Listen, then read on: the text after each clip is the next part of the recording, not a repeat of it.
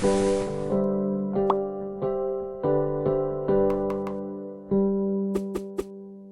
my name's Ed and welcome to Team Lucid Dream. This is episode 1 of my dream vlog, and what I'd like to talk to you about today is a dream that I like to call the Big Bang Theory monsters.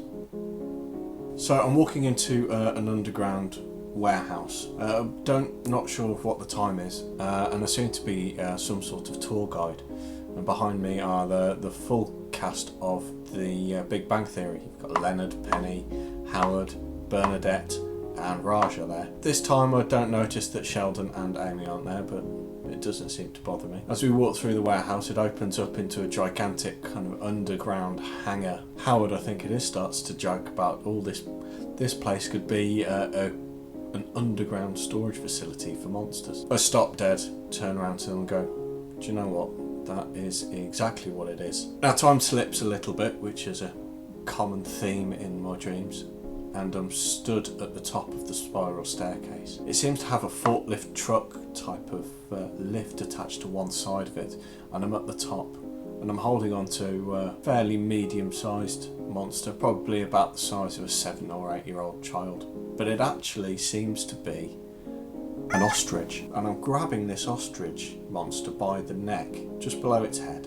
It's covered in a sort of thick matted pink fur. Looking at its head, it's got a long beak, one central eye right in the centre of its forehead, and 2 weird cat-like ears. Doesn't strike me as odd at the time, because it seems as though that this is my job. Just as I seem to be showing off, an eye bolt, similar to Cyclops from the X-Men, shoots out of the eye of the monster that I'm holding and barely misses the end of my nose. I shout at it and go, "Oi, what do you think you're doing?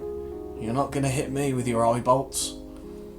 But the bolt from the ostrich monster's eye fires across the hangar and impacts this large steel shutter. I somehow instinctively know that behind that steel shutter is the worst monster that we have in the storage facility, and I immediately just start to descend the lift. For some reason as well, the monster in my hand seems to have disappeared, strangely, but this doesn't register until after I've written the dream in my book. I go, "Quick!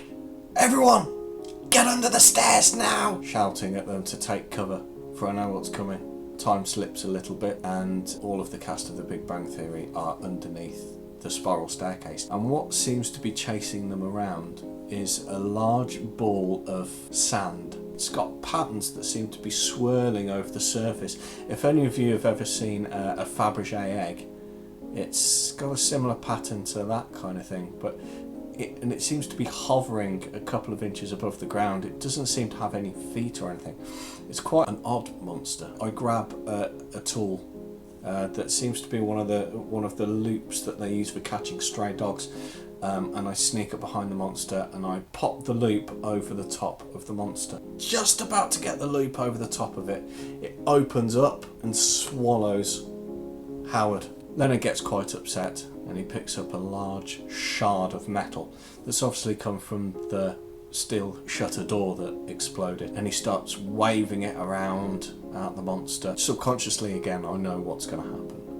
I start a scream, "No!" just as he attacks the monster, and as he slices across the monster disappears into a pool of sand. So I instantly grab a bag and start shoveling the sand monster into the sack so that it can't do any harm. Somehow, a little bit later, again another time slip, the Big Bang Theory crew seem to have calmed down, and I feel safe enough to take the bag off the top of the monster entirely, and it sits there. But on the outside of the monster, that isn't the delicate pattern that there once was.